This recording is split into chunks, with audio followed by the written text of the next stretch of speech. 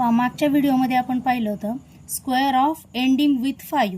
आता आपण काय पाहणार आहोत, स्क्वेअर ऑफ स्टार्टिंग विथ 5.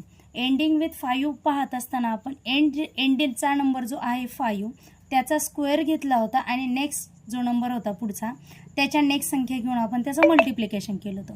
यामध्ये आपण काय करणार आहोत, लास्टचा डिजिट जो आहे त्या डिजिटचा स्क्वेअर घेणार आहोत. 1चा स्क्वेअर काय आहे 0 1. स्क्वेअर घेत असताना जर 2 डिजिट नंबर जर आला तर तो तसा घ्यायचा. 1 डिजिट नंबर येत असेल तर 2 डिजिट नंबर घेणार आहोत. जर 1 डिजिट नंबर जर आला स्क्वेअर तर आपण काय करणार आहोत, त्यापुढे 0 लावून घेणार आहोत.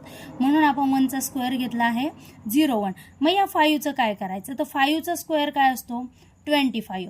25 मध्ये 1 ॲड करायचा. काय इथे आपण 51 नंबर घेतला आहे म्हणून 1 ॲड केला तर ते किती येत आहे 26. मग 51चा स्क्वेअर काय झाला 26 0 1. नेक्स्ट डिजिट आपण घेतलाय किंवा नेक्स्ट नंबर आपण घेतलाय 54. 54चा स्क्वेअर करत असताना 4चा स्क्वेअर काय आहे 16. आता 16 ही 2 डिजिट नंबर असल्यामुळे आपण इथे 0 पुढे घेत नाही आहोत. हे झाले 16. 5चं काय आहे, सेम वरची प्रोसिजर. 5चा स्क्वेअर आहे 25. 25 प्लस 4 आन्सर आलं 29. नेक्स्ट आहे 9. 9चा स्क्वेअर आहे 81.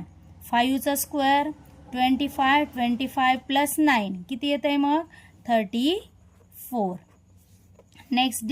नेक्स्ट नंबर आपण घेतला 57. 7चा स्क्वेअर 49.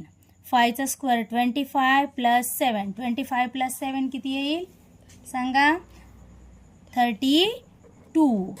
हे आलं 32 49.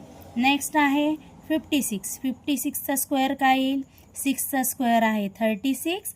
5चा स्क्वेअर 25. 25 प्लस 6 31. 53चा स्क्वेअर तुम्ही कमेंटमध्ये सांगा.